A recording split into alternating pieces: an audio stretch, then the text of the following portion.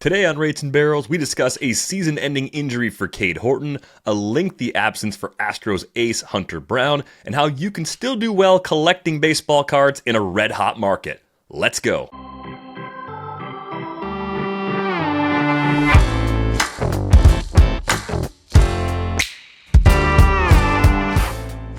Welcome to Rates and Barrels. It's Wednesday, April 8th. Derek VanRiper, Sarris, Jed Lowrie here, and on this episode, we are getting into some injury news. Got a great conversation coming up later in the show with Sean Campbell, a hobbyist turned professional card dealer. We've observed in the last couple of weeks, a lot has changed since we were collecting cards as kids, and it's important to start cutting through a lot of those changes if you're going to get back into it. We figured April's a great time to do that because we're waiting for more stuff to happen besides the injuries, which we're going to get to here in just a second. How's spring break going for you? It was good. Yesterday we went to the aquarium and a fancy mall down here in San Diego, and we had a good time. All right, Jed, latest golf score since we last spoke? Yeah. Well, we're currently putting in a new pool at the club. So our 18th green is temporary and our 9th hole is shut down. So I'm playing 16 and a half holes right now. So it's a little skewed, but yeah, I played okay. But more excitingly, baseball and softball have started. Little League baseball and softball have started. So we've got one game of each under our belt. Beautiful. And nothing but dubs, I assume. Yeah, because that's the most important thing for number one priority. nine-year-old Little League and 12-year-old softball. Yeah, that's always the first question I'm going to ask. Yeah, exactly. Yeah. No, are they having fun is the real question, of course, and we know that they are. Of course we want to win, right? But like it's such a developmental game. Like I think this, it's probably appropriate to say at this moment, like baseball, softball, it's a game of failure. It's a game of development. Of course, everybody wants to win and wants to, feel good about themselves in that regard, but just get better, right? Like develop your game and see where it takes you. Winning at Little League is fun, but it's not the most important thing. I'm just trying to get better at life every day. Still trying to apply Little League lessons to day-to-day life at 41, to be completely honest. Let's get to some injuries. Unfortunately for Cade Horton, his 2026 season is over. He's going to have surgery on his UCL. The Cubs are not sure exactly if it's going to be Tommy John, internal brace, revision, right? Some combination of those things. But he's not coming back this year, and once we know exactly what the procedure is, we'll know what that timetable looks like. The previous thing we brought up with Horton, he had Tommy John back in 2021, so it's the second major elbow surgery of some kind that will probably increase the recovery period for him. And as it pertains to the Cubs, you're looking at this team and saying, man, it's starting to come down pretty hard on them injury-wise, especially on the pitching side, because Matthew Boyd hit the IL on Monday with a bicep strain, and they're still in the later stages of rehab for Justin Steele coming off of Tommy John surgery. So for now, it's Shota Imanaga, Edward Cabrera, Jameson Taillon kind of holding it together in the top three spots with Javier Assad and Colin Ray as the number 4 in number 5 as the current stopgaps. It makes me wonder, did the Cubs have to make an earlier than usual sort of move to bolster this rotation, or do you think the depth here between Assad, Ray, maybe some prospects we haven't seen yet, maybe old rotation guy we like, Ben Brown, shifting roles again, do they have a way to weather the storm until Steele comes back and to at least maybe get to the trade deadline before making a bigger commitment to add to that rotation, I think it might be just enough if Justin Steele comes back healthy. We're seeing with Joe Musgrove in San Diego that, it's not always easy street coming back from this. Garrett Cole is further ahead than Steele as an example. He's throwing in games. And so we were still, wondering if Steele, which pathway he's going to take. If he takes the good pathway, I think this could be just enough of a rotation, even to go all the way. I mean, honestly, you'd have Steele and Imanaga going 1-2, and then you'd be figuring out game 3. It would be harder in the 7-game series, I think. But maybe you could have a September and an August edition, a trade deadline edition. So I think that's the most likely thing. You don't want to act out of panic. I know that Sandy Alcantara is possibly available in Miami, but I also, when I look at their prospects, they've kind of thinned out their prospects over time. They've got Kevin Alcantara, who's right on the cusp. That might be the type of player that the Marlins like, but they've also acquired a lot of those players. They're starting to have a fair amount of outfielders in Miami. I don't know if they want another one.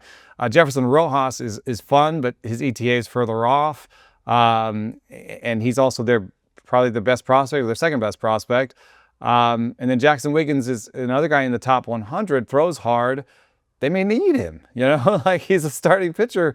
They may need him for that depth. And, I don't think they want to trade away from their major league roster with like Ballesteros or something. Jonathan Long could be available, but it's starting to get a little thin at the top, especially if they make the Sandy deal right now out of an obvious need. So I think what they're likely to do is go with Assad, who, by the way, was throwing 93. That's the best he's ever thrown, as a starter in the major leagues. If Assad gets them to steal, they'll limp their way in. They just have to kind of figure out who their game 3 starter is. And I think this was always going to be a team that was, more about the lineup than it was about the rotation. Yeah, I would agree. I don't think there's any point where 11 games in, making a rash decision like that, further thinning your minor league developmental system would shock me at this point in the season. I mean, they're off to a decent start. You got a +8 run differential right now with the Cubs, but Cincinnati's playing well, Milwaukee's playing well, Pittsburgh. I mean, it's not going to be an easy division, and so I would anticipate them seeing how the next few weeks go. But I think the Cubs did have high expectations going into the year, so if they falter or if some of those guys can't perform well, then you could see a move earlier than the deadline if there's some heat on management. Oh, I'm sorry. I don't know why I forgot Cabrera. I mean, Edward Cabrera is in the top 3. It's more about figuring out who your top 4 is, and I think that they have enough. Is basically what I'm saying. It would have been better with Horton, and it's really sad news for Horton, honestly, because he's already had a Tommy John, and this will be his second one, and so there'll be some questions coming back. Your stuff is a little bit less likely to come back after the second one. There's questions of, should I be revamping my mechanics or my arsenal, because this has happened twice now. Just the failure rate of the surgery itself goes up with the second one. So it's too bad, because he was a really exciting young pitcher. Yeah, hope he's able to make it back from the second major surgery and get back to contributing at some point down the road. Sandy Alcantara watch is already on. It's sad, but also let the season play out a little bit. See if the Marlins are plucky enough to be a wild card team. And the good news, I think, overall here is that Sandy looks more like vintage Sandy. Already leads the league in innings pitched, 24 1/3. I think it's 4 more innings than anybody else has thrown. Just comparing him to other frontline guys that have made a couple of turns already. It's got that Sierra back down to the mid-3s. So I think we're going to see a big year from Sandy, whether it happens entirely in Miami or it's split between Miami and somewhere else, of course. That remains to be seen. The other big pitching injury news comes from Houston. Hunter Brown has a grade 2 shoulder strain. And stop me if you've heard this before, but the Astros did not reveal the specific shoulder muscle that is strained. But as we know, a strain is a tear. Grade 2, middle of the range, of course. 3 is a complete tear. 1's a small partial tear. 2's kind of in that mid-range. He's going to be shut down from throwing for a few weeks.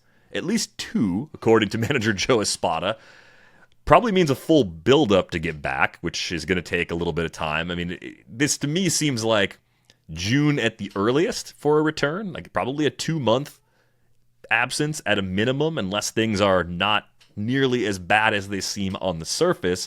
Similar kind of question here for you guys. Just thinking about the Astros, where they're at right now, sitting close to the luxury tax apron, how their roster's been kind of stuck with some of the position player overlaps that they have, some redundancies in their build.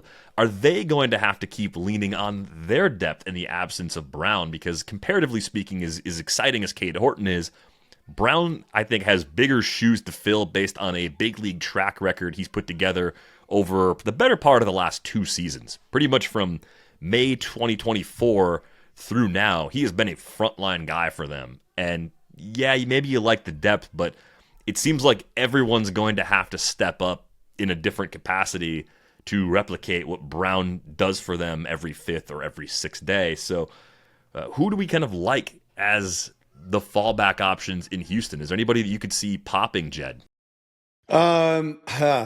That's I'm not as familiar with the Astros starting pitching, but you look at the depth chart on Fangraphs right now, and they got Christian Javier, Imai, and Mike Burrows, and Lance McCullers is taking the bulk of the innings now. So Eno, do you have a guy that pops to you on the pitching side? I mean, they brought up Jason Alexander as a pretty good changeup, but I think it's Arrighetti who has multiple breaking balls. He's a little bit wild, but he has some upside. But I think you're right to point to those 4 is, they're going to have to shoulder it. And I think this is a little bit of a worse situation than the Cubs. Honestly, I might be the high man on Imai. I like his reverse slider. I think it's a unique pitch that is fooling the models a little bit. And I think he's a competitor out there. I think he's a decent sort of 3 for me if you want to nail me down. But I also kind of think that Burrows is kind of like a 3 for me, and I think Arrighetti is like a 4, and unfortunately I think Javier is like a 5. McCullers could pitch as a 2 for a while, but you never know how long he'll stay together. So it's a whole collection of pitchers that did a lot better when they had number 1 there. And so they're going to be waiting on Brown. I heard, part of the news is that this is a muscular situation rather than a ligament situation. And so I think that's better news. Muscles have more definitive time frames, and it's a little bit easier to have non-surgical intervention, I think, on muscles. So he may still avoid surgery, and it may be, only 6 weeks instead of 8, but it is still a long time. And this is a team that there's some good news. Cam Smith is playing as well as we'd hoped he would going into the season. There's Yordan Alvarez is doing everything DVR hoped he'd do going into the season. And we all knew he could do if he stayed healthy, honestly. But they're still waiting on Hader, and Brian Abreu's velo's been down. There's been some question marks around this team. So I'm worried that this is a team that true talent was like an 87-win team, which means that if they have 5 wins of bad luck, they're out of it. So, this is their team on the precipice a little bit for me. I think the Cubs are more likely to find their way to the end, and the Astros for this to be a really bad news for them. So I think a lot kind of ends up landing on Arrighetti's shoulders in terms of, does he have the better outcomes? Does he have the better command when he comes up? Because the reason he didn't come up for the first time for Alexander was, we looked at it, it had to do with his day. He had just pitched, and he wasn't able to be ready for the next one. But I think by the time Brown's spot comes up again, Arrighetti will be ready to go. One last note, Hunter Brown had like the 3rd best health grade of any of the pitchers in my rankings. And I don't actually, and I know that people have said that they don't trust those health grades. And I would say that, health projections are tougher to do than performance projections. And especially with pitchers. So I have some sympathy for somebody who says they don't look at them or they don't believe in them. But this is the best we could do. With the features of the model that Jeff Zimmerman has put together have to do with like fastball velocity, how close you sit to your max fastball velocity, previous arm injury, previous injury overall, and how healthy you were late last season. So those are the things he's tested, and they have predictive quality. The other thing I'd say is, just because he had an A health grade, probably even a health grade pitcher has a 30% likelihood of hitting the IL, and an F grade has like a 65, 70. So the spread is not like, an A has like a 5% chance of hitting the IL and an F has a 90% chance.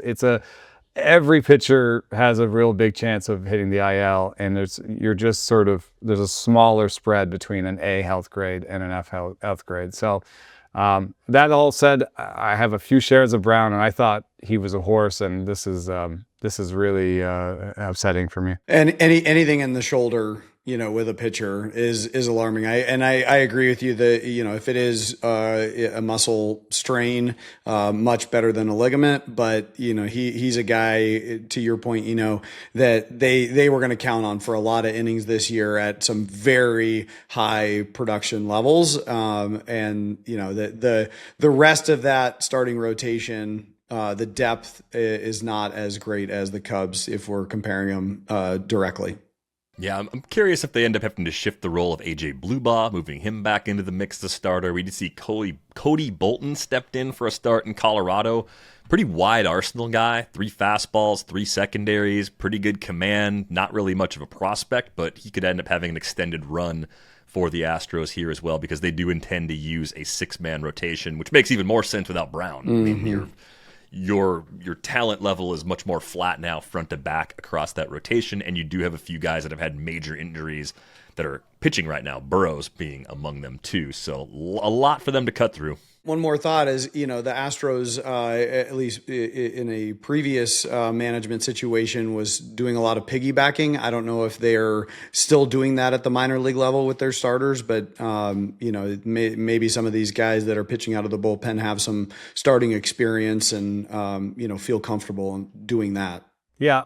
They already did this with Ryan Weiss once. They may do something with a combination of Weiss, Alexander, Bolton, or Bluebaugh, where they're filling a slot with 2 pitchers. I could see that happening. Weiss has, performed fairly admirably in terms of, he has a 101 stuff plus, and he has a 26% strikeout rate against a 9% walk rate. It's all pretty good, but he's been doing it in shorter stints. So they may not think that all these numbers will hold if he has to, throw 4 innings. But, Weiss and Bolton would be really interesting because that's a righty-lefty combination, and they're fairly different kinds of arsenals. So maybe they'll just, try to get 6 innings out of those 2 guys every 5th day.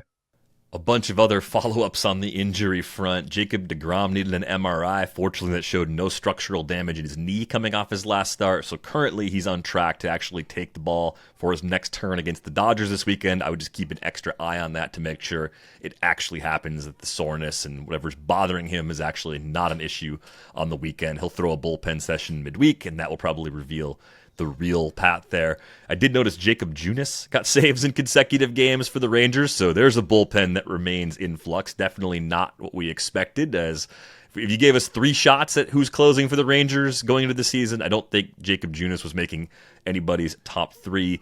We did learn that Alejandro Kirk needed thumb surgery. He's going to miss at least 6 weeks, had a screw inserted into his thumb, which just makes me think that, yeah, even if he's back in 6 weeks, is he going to hit the way he usually does at first? This one just feels to me like it's not going to be 100% until sometime in 2027. Am I wrong to think that, Jed? No, hands are always a it's tricky, and we've talked about this before, the difference between being medically cleared and being back to your performance level. But I will say Alejandro Kirk is just a guy he can hit, right? And so I think his ability to put the barrel on the ball gives him a better chance of coming back and producing right away. It might not be the same bat speed, it might not be the same power, but I still like his odds of coming back and producing quickly better than most every other player in the league from a hand injury.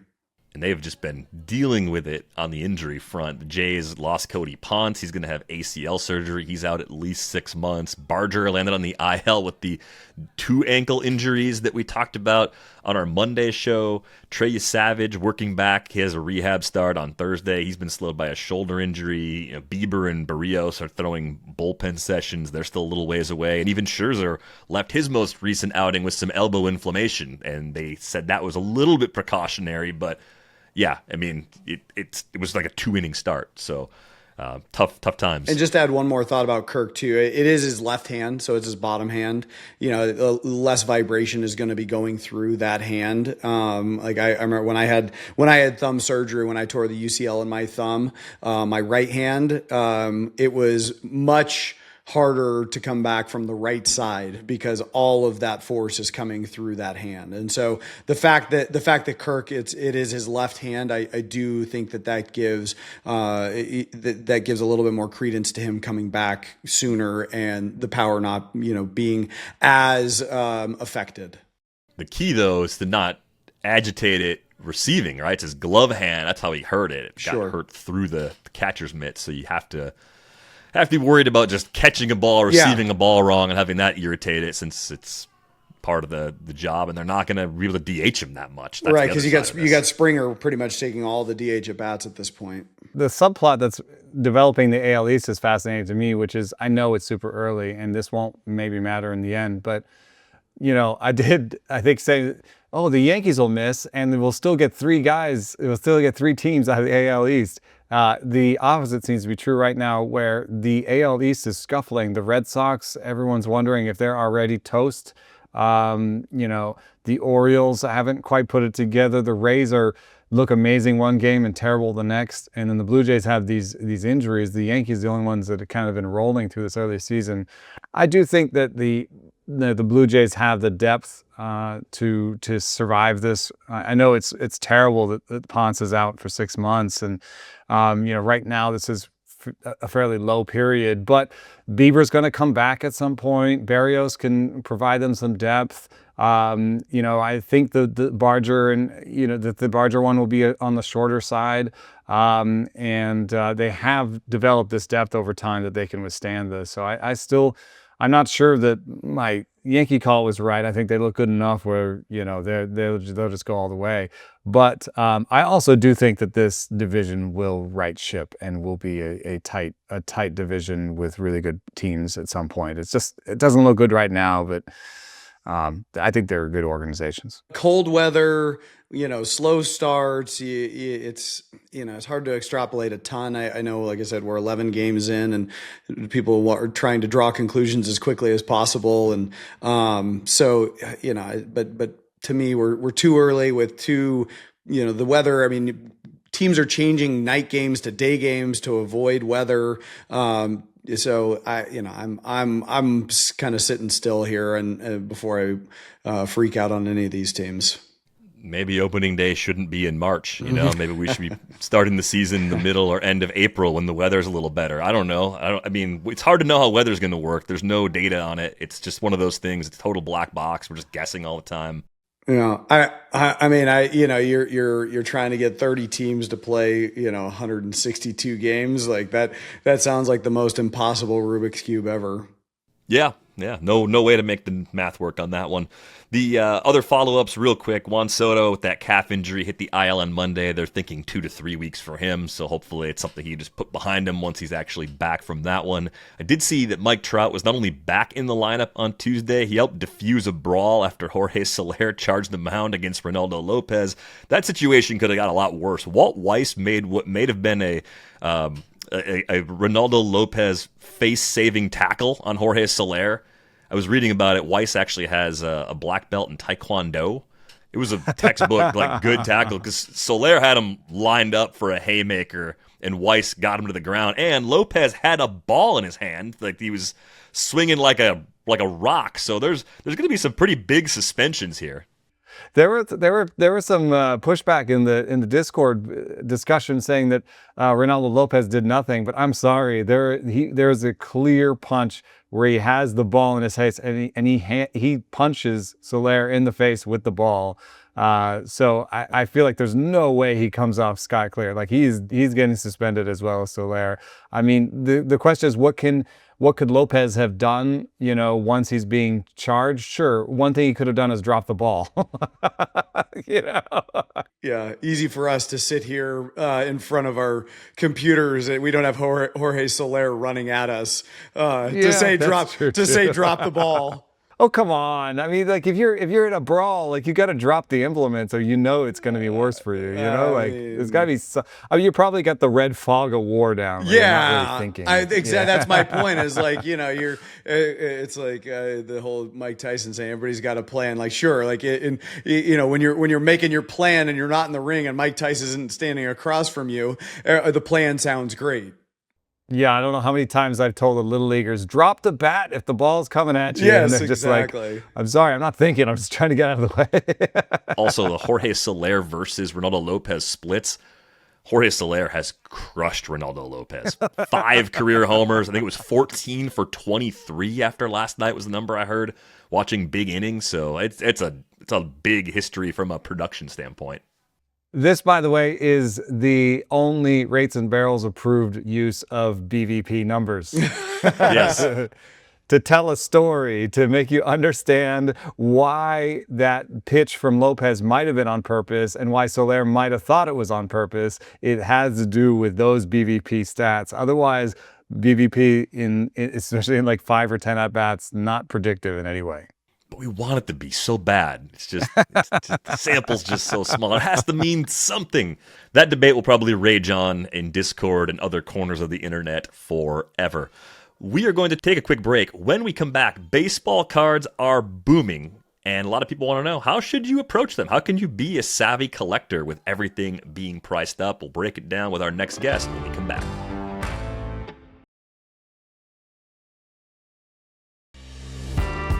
Well, now it is our pleasure to be joined by Sean Campbell. Sean is a hobbyist turned pro in the card space, now a collector and a dealer on a full-time basis. Sean, thank you for joining us. I think the first question here is, how did you start collecting? And the related question is, how did you go pro in this?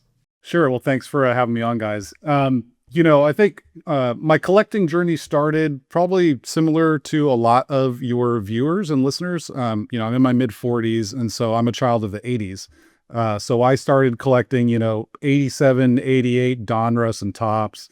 1989 Upper Deck was a big set. The Ken Griffey Jr. rookie card is a huge card in the hobby at that time. I had a couple of friends who their dad was really into vintage baseball, and so he had a lot of like 1960s pitcher rookie cards, Don Sutton, Fergie Jenkins, Nolan Ryan, etc. And that really piqued my interest. I even set up at a show a couple of times when I was a kid. Some people took pity on me, probably overpaid for my Cat Daniels rated rookie card and so on. And then, like a lot of people, I turned 12 and started, finding girls and other things, and was totally out of it until 2020, when something momentous happened in the world. And I was able to work from home, and I had a lot of hours in the day between Zoom calls. What also happened at that time is a documentary called The Last Dance came out, which is a documentary about the last season of Michael Jordan's Bulls. So I watched that. And then I went to Play It Again Sports, and they had a pack of 1992 Fleer basketball cards right next to the cash register. So I bought one and I opened it, and it was cool. I went online. I had experience buying musical instruments on eBay. And so I went online and bought a couple of cards and just kind of took off from there and developed my interests and kind of got to where I am today. So, I've been doing cards for profit for about 5 years now.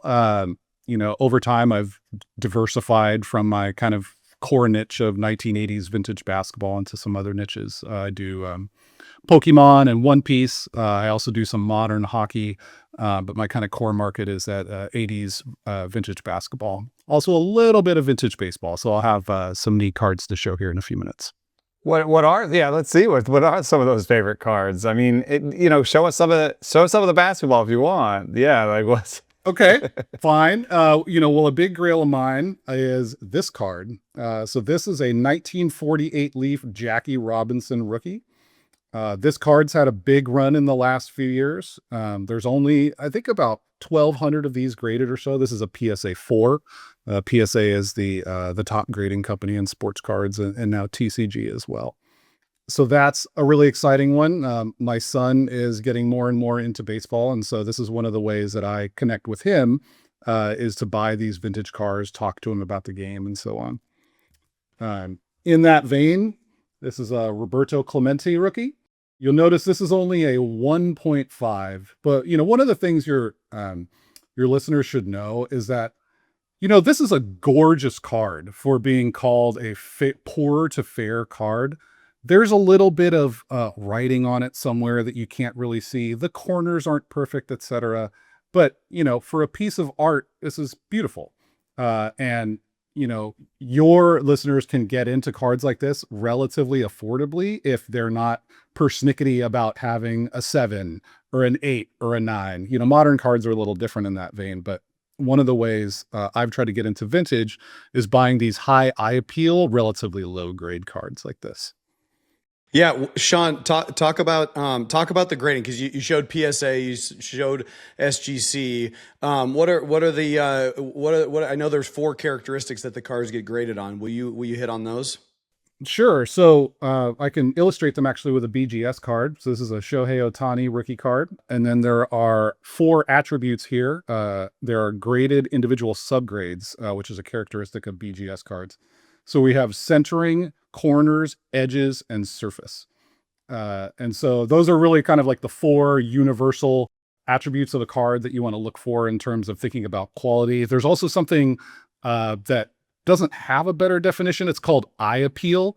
This is increasingly something in the hobby where there are companies that are citing something that, independent of the technical grade, may have an eye appeal that exceeds the quality of the technical grade. And those cards tend to sell for more money. One company is called Mike Baker Authenticated, and they offer like a gold sticker or a silver sticker. There are a couple of other companies that do this as well. Yeah, I think that's one of the biggest things that's changed since we were all kids, right? If you're getting back into collecting now, you're looking at things that are graded. If they're modern cards and they're PSA 10s, you're going to pay a premium for that. And I think one thing you have to think about is, what are your goals as a collector? Are you collecting? Are you investing? Are you doing both? I think the point you made about vintage cards in particular is that the eye appeal is more important than the grade. Because I think of vintage cards as pieces of art. Like they're amazing things to look at. And I think kind of related to that is in modern cards, there's this manufactured scarcity. There are all these color variations of things that are released, right? A lot of shiny stuff that looks nice, but number to 10, number to 25, like there's this kind of new age in collecting that is very different to people that are used to opening up the 80s and 90s stuff that a lot of us grew up with.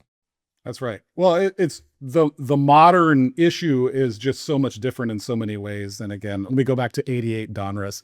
In 88 Donruss, there's 800 cards in the set or whatever. And a Dale Murphy is as likely as a Cal Ripken Jr. is as likely as a, Kit Tekulve or whoever. Nowadays, right, in many sets, there are autographs, right? There are these, serialized numbered cards, as you discuss.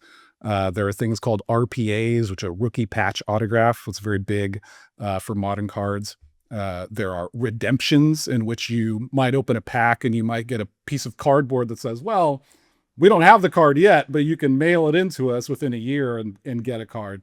You're showing a patch here, is that right? That's an RPA? That was an RPA example, yeah. It was a Sal Frelick, where they're beautiful. I mean, they just have a lot going on. When you get all those things together, it's a lot more valuable than getting any one of those things separately. That's right. And then just the quality of the production now, right? If you open a vintage pack, you would open packs and the centering would be off universally through the pack. I mean, you can even open things called vending boxes, which is an old way that Topps used to produce cards. And you can get 500 beautiful crisp cards that are all PSA 5s because the centering is, 90-10 all the way to the left or to the right. In modern card production, that just doesn't happen, right? A lot of cards that you pull out of a pack are at least mint cards, if not better. So you'll see that reflected in what's called a pop report.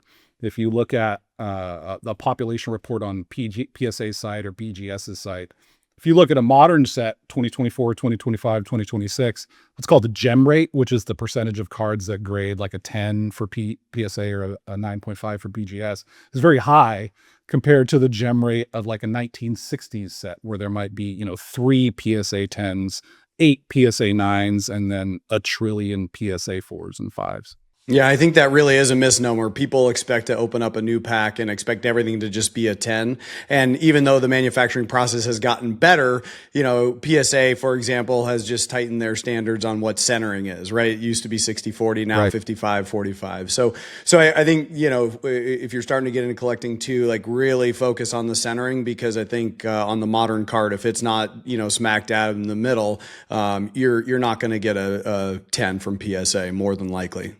That's right. And there are also, subtle print lines and little marks and so on that are characteristic of modern production, things that are hard to see on an eBay picture, right? So particularly if you're buying a raw modern card, you have to be aware of that. Aren't there also certain types of cards in modern cards that don't get 10s? You were saying, Jed, that you pulled, was it a patch or it was something where you were like, I'm not even going to get it graded because the thickness of the card itself leads to maybe getting roughed up in the pack. Explain to me about what that is. And then generally, like, when would you not even bother getting a card graded? Yeah. For me, I mean, I'll take that just because I can show you. So it's actually a Mike Trout 1 of 1 with a piece of his bat in it. And when you get the PSA, when you get those thick cards, I mean, you got to think they're coming, they're sent to the player, right? They're manufactured, then they're sent to the player. That's an on-card autograph. So that means the player had it. They are putting it back in the packaging, sending it back to Topps. Then Topps is packaging it. It's going out to be distributed. And so you're going to get these thicker cards. And one of the criteria is the edges, right? And so those edges on the thicker cards are harder to keep pristine. Well, what I would say is, for a 1 of 1 card, who cares what the technical grade is, right? Exactly. It's a 1 of 1 card. So you'll see a lot of those types of big cards, 1 of 1s or numbered to 5. They'll just get authentic grades because the technical grade doesn't matter. Exactly. That's what I did with that Trout. And what is that exactly? That's they don't give you a grade. They just tell you that it is the card that you said it was or whatever? Basically, Yep. yes. Exactly. Exactly. So you get a plastic case around the card. Yeah, it gets slapped up. Yeah, exactly. And to just to everybody can confirm that that is authentic. The other thing that occurs to me, and I've seen people do this, I think I've seen it a little bit more in the Pokemon space, but weighing packs. I've seen people at stores weighing packs, and then there's this idea that not every dealer is trustworthy, that you don't want to buy boxes from certain dealers because they'll have weighed the packs or they'll have kept the better packs or the better boxes for themselves. Is that rampant? Is that a thing that happens? Like, have you run into anything like that? I have not, because I don't do a lot in modern. My understanding is that there is relatively new technology that will allow you to actually look inside the contents of a box. There are companies that offer this now. Jed, you're probably more familiar with this than I am. But I have seen that people do weigh Pokemon boxes, right? If there's a difference in the weight of the card and you have a sensitive enough scale, there's probably value there. If you're able to look at particularly a box that might have 5 cards in it, the one I know is the Cup in hockey, which comes with just a handful of cards, and you might pull a $30,000 card out of a $2,000 box, or you might pull $100 worth of cards out of a $2,000 box. So if you're able to detect that, that can give you a financial advantage. And that would make me more reluctant to buy wax, particularly from people that I don't know. I might stick to buying from a large retailer, a Dave & Adams, a Steel City Collectibles, etc. So for stuff like that. Is it a reason also to buy direct from Fanatics or Topps or whatever? In general, they use a distribution network. The model of the industry is that there are distributors that distribute to hobby shops or to online retailers. So I think for mainstream sets, maybe you can buy from Fanatics directly. I don't know. But in general, the principle would be I want to buy from the most trustworthy group that I can that has the least incentive to mess around. We need to take a quick break. When we come back, we'll dig into things you should be mindful of when buying packs, boxes, and individual cards, and some things to take into account if you're thinking about submitting cards from your existing collection for grading. Stay tuned.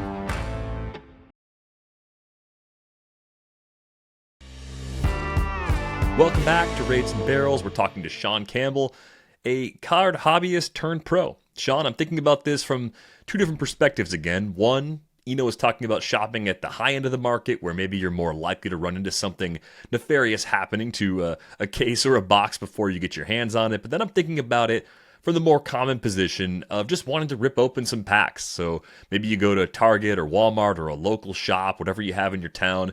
You buy some packs there and you just want to enjoy the process of ripping those open. How much do you have to lower your expectations if you're going to shop at the more readily available $30 level for those blaster boxes versus the larger and pricier hobby boxes? I mean, it depends on what you mean by like a lowered expectation. Again, if I open a pack of like Topps flagship today versus opening a pack of 1988 Donruss, the beauty of the inserts, right? The fact that there can be cards of retired players, right? It's just a totally different and wonderful open experience to me, even though I might not pull $1,000 card out of there. And so to me, that part of the hobby is much better than it was back in the 80s, because I still might, even in a lower end products have autos. Right. Lower end products sometimes have patches, like a player worn patch or a game worn patch. And so to me, that's great. Once you get into like this kind of higher end of a box, of $500 box, $1,000 box, in general, in modern, there's more of a gambler element then. This is where you'll see people doing things which are called breaks, right? Which, online you participate in the opportunity to like, buy a certain team or buy a certain number of cards or whatever, have somebody open it for you on YouTube. They'll mail you the hits, right? There are communities that are configured around that. They're just kind of different levels of the market. So it's very, I see a lot of doomsaying online about the hobby. I think it's a wonderful time to be in the hobby. I can go to a card show and go through a dollar box and find tons of beautiful 80s, 90s, 2000s inserts of my favorite players for nothing, right? And the dealer doesn't even care, right? He put it in a giant cardboard box and he's just waiting for a collector like me to go dig it out. Dr. James Beckett, who's the founder of Beckett, talks about this is what he likes to do at card shows. I mean, this is a guy who's fabulously wealthy, like extremely well known in the hobby, and he wants to go sit at a dollar box and find cool cards. To me, that's like that's the pure and fun way to enjoy the hobby without having to worry about the money. I think that's a really good point too, Sean. It just, my piece of advice is like, collect what you like, find the players you like, find the set you like. If it's the photography, if it's the art, I showed a Bobby Doerr rookie card the other day that Eno was really drawn to. Right. And so it just, I think that's the biggest thing. Like, collect what you like. And then it's a fun hobby. And, if you get lucky, then great. But once you start getting into the higher end stuff or the graded, vintage stuff where there's a lot more money on the line, there's a lot of other things you got to worry about. Yeah, well, what would you say to somebody that was in that space that was like, well, I have a pretty good collection. I have some pretty good cards. I've bought and sold a little bit. What is the kind of leap, the leap from buying and selling a little bit to taking it more seriously? I mean, I've talked to you about this before a little bit, in terms of understanding the details of every site, where you're buying and selling. There's to some extent understanding that, it costs this much to buy and sell here and this much to buy and sell here. These things get hyped here, these things get hyped here. Is that something they should do, is just like go to every site that buys and sells and kind of understand the rules and understand, what's popular there and kind of try to figure out a mental map of the hobby space? If I were to pivot, if I were to replay like how I pivoted from just being a general collector to kind of professionalizing in the space, it actually goes back to what Jed said, which is like, you have to not only collect what you like, but you have to like buy and sell what you like, because it's going to motivate you to like study the market, learn about it, understand, the small details that could add up to, making more profit over time. understand the momentum in the market and so on. And there's some tools that general collectors use that are very useful for that. So, the first would be like, you have to subscribe to a comp site. The key one is Card Ladder. You get a Card Ladder subscription as part of your PSA membership. That is at a minimum. If I'm going to go into a market, I want to observe the market for at least a couple of months. I want to understand what things sell at what frequency. What is the difference between the price of a PSA 10 versus a PSA 9? What is the difference in a population between a PSA 10 and a BGS 9.5 and so on? And then just kind of depending on the era of the card, one place I've been very successful is joining Facebook groups. And again, just observing. Right? I just want to observe, kind of like understand it, formulate my theory about like what's popular and why, formulate my theory about who enjoys this product, just like any business, right? Who is the customer? Why are they buying the thing? Why do prices change in this market? For vintage cards, it's pretty unusual that prices will accelerate, right? Something like 99% of cards decline in value every year because guys are retired, right? And so, Willie Mays will always be remembered, for example, but, Stan Musial, right? Maybe a little bit less so, right? Harmon Killebrew, maybe a little bit less so, and so on. And so if I'm going to try to be successful in a market, I want to find one that has momentum, right? For some reason, perhaps the player has been historically underappreciated. It's a little bit ghoulish, but when people die, their cards go up, right? It's sad, but it's true. In a modern market, obviously you're talking about like prospecting, right? So the baseball market notoriously has first Bowman cards, right? And cards that are issued to players who are, single A ball and may be extremely exciting. But most hot prospects, you don't become superstars in the MLB, right? And so there's just a lot of ways where if you, kind of abstract away from it being a card and think about it as a business, right? Think about it as being antiques, right? Think about it as, if you're a poker player, you have a bankroll, right? I can afford to lose $100 and I'm only going to lose $100 this week. So there's a lot of kind of those little principles that you can extrapolate across markets and that work very well on cards. I think a lot of those inherent characteristics or learned skills are kind of prevalent in the fantasy baseball space, where we love data, we love spreadsheets, we love calculating values and figuring out where things are likely to go and trying to get in front of them. I say that as someone who plays in keeper and dynasty leagues, and I look at the current market for modern firsts. I think it's utterly ridiculous. I think it's a terrible place to try and buy. Like, if you hit something there, my general advice is you probably want to move it and go on to something that has a little more long-term potential because of the hit rates that you mentioned. Like, expectations just seem ridiculous. I don't know what people think is going to happen that causes some of the valuations of guys that haven't even reached the big leagues yet to go to the moon, but that's kind of where we're at right now. So I think you're right to point out, like, the great players that are not the all-time greats are a little bit under-collected, a little bit underpriced and underappreciated. So picking your spots like that, I think, is really important. I guess the question I have for you is, for people that believe they can predict the future when it comes to performance and growth, what would you recommend they do? Like, how could you apply those skills in a way that's more meaningful? Because buying high on unproven players is not it, but like, where are there opportunities? So I would take 3 months and observe the market. I would not spend $1 in a market until I feel that I am able to, effectively like back test my assumptions, right? And you're going to miss, right, on some guys. Like, the first guy you identify that actually is successful, you will wish that you had put money in him and then you didn't, right? But you will be able to learn a lot about yourself and about the market just by doing that sort of observation. In the meantime, while you're checking your prices on Card Ladder every day, as Eno brought up, figure out where the best place to buy cards is, right? The best place to buy cards is generally not a super nice show, right? Where your dealer paid a lot of money to go set up there, and the table fee is expensive and the hotel is expensive and their list prices are 20% above comps. You will overpay if you buy cards at shows, right? A better place to buy cards would be eBay.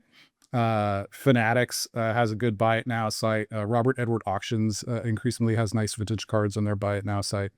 Facebook groups are good. Instagram, there's Discords and so on. So figure out like where you're going to buy, but almost more importantly, like figure out where you're going to sell. It's so much easier to buy cards than to sell cards, right?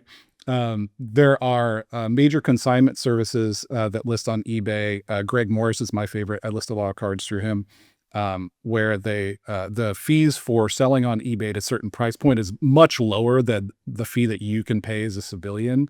So that's where, I'm only going to pay 5% to sell $1,000 card through Greg Morris versus, 13 or 14% on my own. If I'm going to sell on Facebook, am I willing to field inbound messages from like Russian bots, right? And from people who are not serious buyers, right? So just kind of like think about like, what are my entry points and my exit points, and can I create value sustainably and build a reputation doing that? So just one really quick follow-up, just thinking about where I live and what people want to buy here. People in Wisconsin want to collect Brewers and Packers and Bucks generally. So one idea I had, and I did this when I was a kid. I grew up in West Michigan, lived in Wisconsin when I was collecting cards in middle school and high school. No one in Wisconsin cared about Grant Hill back then. So I would get Grant Hills for next to nothing, anywhere I could. Go to Michigan with my family on a trip, go to the card shop there, trade the Grant Hills to the card shop for more than I got for them, and actually get the stuff I wanted from the card shop. Does that kind of small ball approach actually still work if you can find the right combination of player that is not really public, like nationally collected, but is hyper locally collected? Sure. I mean, that is just like an arbitrage opportunity. There are lots of different arbitrage opportunities in sports cards, at different levels. At the level of like, the player is not from your town and you sell it to the dealer in the hometown. I have a friend who is very successful in an eBay store. He buys lots, right? And what he does is he'll buy giant collections from people that, their wife was like, oh, get this out of my garage, yada, yada. And, he'll buy the cards for 2 cents and then he'll sell the occasional card for like $5. Now it's a long tail process. He'll sell one of these cards a year, and then occasionally he will find a super valuable insert, right? That the person didn't even know was valuable in the box. So that's that's information arbitrage, right? Or, time span arbitrage, the time you're willing to hold the card versus the time the person sold it to you is willing to hold the card. So there's lots of little angles like that. You just kind of have to go find the one that works for you. DVR, all I could picture was Kramer and Newman driving from New York to Michigan on their bottle deposit right there to get the 5 extra cents. Yeah, that's what I was doing. Like I couldn't pay retail for a Tim Duncan Chrome rookie, and I couldn't get one from my friends, but I could get enough Grant Hills to go get that Duncan. So that was how I handled it. I think the other thing is performance doesn't always directly relate to card price either, right? So like you can find a player who is really hot or playing really well or has really good statistics. I think, Sean, this is your point. Like Hall of Famers, sometimes their cards are not always worth a ton, and you look at these Bowman first of these young kids, and I think it really people are looking for that moonshot, or they're looking for the grand slam, right? And you look at some recent sales of Aaron Judge Bowman first and Mike Trout's, and where they're getting into the millions, you'll get people paying these high prices because they're looking for the next red Bowman first auto, or the Superfractor 1/1 auto Bowman first. So that's where you get the treasure hunters that are trying to be the next $1 million card. Well, one thing I'm fascinated with is, I've been texting you about, I'm going through my collection the same way that your friend that buys lots. I'm just like, oh, look at all these cards that I thought was worth a certain amount. And as a kid, I was a Beckett guy, and I had them all sorted by what the Beckett was then, But now as I go back through it, I'm finding some little gems here and there in the dollar section of my collection, And so I've been going through them and been finding these cards that I didn't think were worth anything at the time that now on certain sites say, hey, if this is a 10, this is worth $70 or this is worth $90. And I've been showing them some of you too, and you're like, not a 10, not a 10. Nope, not a 10. Right.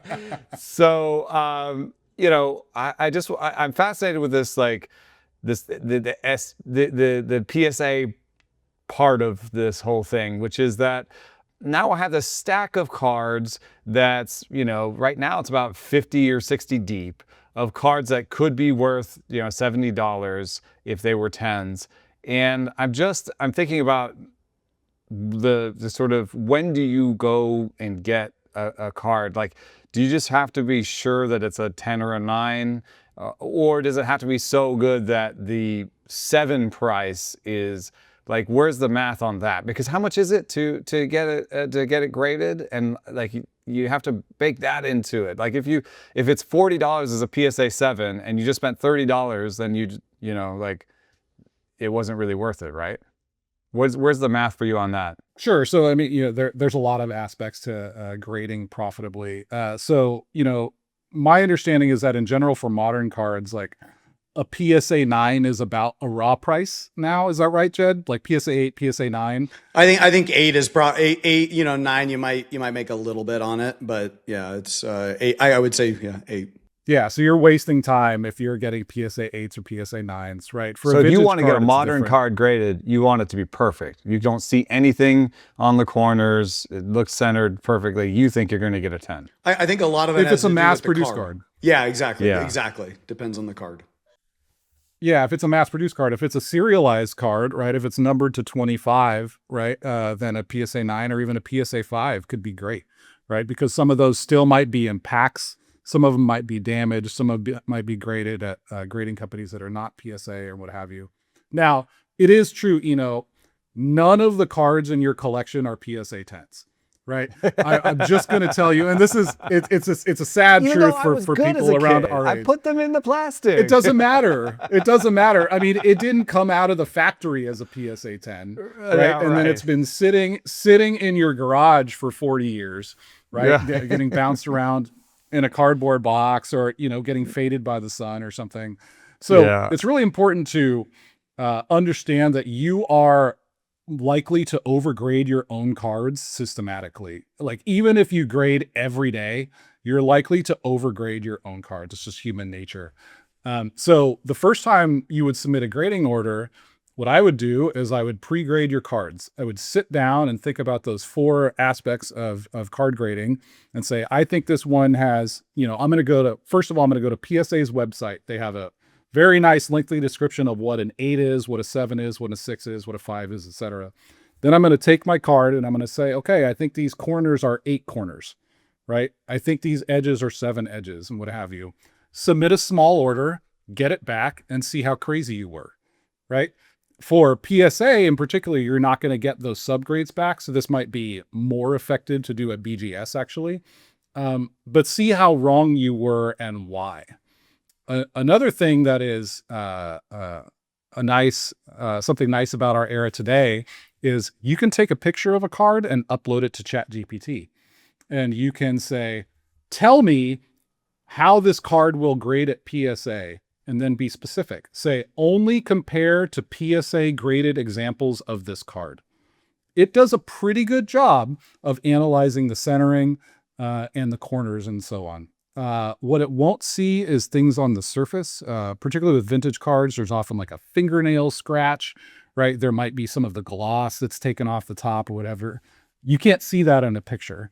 But you can, kind of take those 2 steps of pre-grading and get a lot better at grading pretty quickly. You asked about pricing. So let me just touch on this for pricing. The companies are different in their pricing model. PSA will upcharge you based upon graded value. So you could submit at a lower tier. I believe the value bulk is about $25 a card now. Or you could submit at a tier that is like for a $50,000 card. And those prices are different. The speed of return is different, but also if PSA, if you grade at PSA under the $25 level and they say, well, that's great, you have a $10,000 card, they're going to upcharge you to the level that you would have paid if you had submitted a card at that level, even though it took them a long time to grade your card. Now, some people really frown upon this. To me, I don't like paying more. However, I do believe that it has driven a lot of the perception of value of PSA slabs, which has been overall good for the hobby. Beckett will also grade your cards. You can select subgrades with Beckett. They do not upcharge you based upon value, but they're also, pretty clearly number 2 or sometimes even a little lower in markets, particularly for modern cards. Tell me about that real quickly, because PSA has been buying out the competitors, and is that a bad thing for like a PSA bought BSG and PSA within the last couple of years has bought both SGC and BGS, which were the number 2 and number 3 grading companies. They just but recently Beckett is bought still BGS. separate? No, Beckett is BGS. Yeah. Oh, okay. So PSA now owns the 1, 2, and 3 grading companies. BGS is Beckett Grading Services. Right. So why would you? I guess what you're saying is some of them have subgrades. They do different process. They do have slightly different grading. But isn't it functionally one grade? Or what happens if you're trying to sell a BGS rated card that's not PSA? Is one preferred in the market? And are the prices converging because they own them all? Or like what's happening with that consolidation? So the prices are not converging because they are operating them largely independently. Now, these are, PSA's private company, so I don't know tons of details about that, but that's my understanding. The market has always differentiated between like an SGC 10 and a PSA 10 or a BGS 10 and a PSA 10. The companies do grade different aspects of the card differently, and the profitable investor understands how cards differ in that respect, and will submit some cards to BGS and some cards to PSA based upon their characteristics. Oh, I'm going to ask ChatGPT what the difference is between the different grading systems. It depends on the card. Yeah, I think exactly. And I think it's worth pointing out too that BGS classifies a 9.5 as a gem mint, where a gem mint with PSA is 10.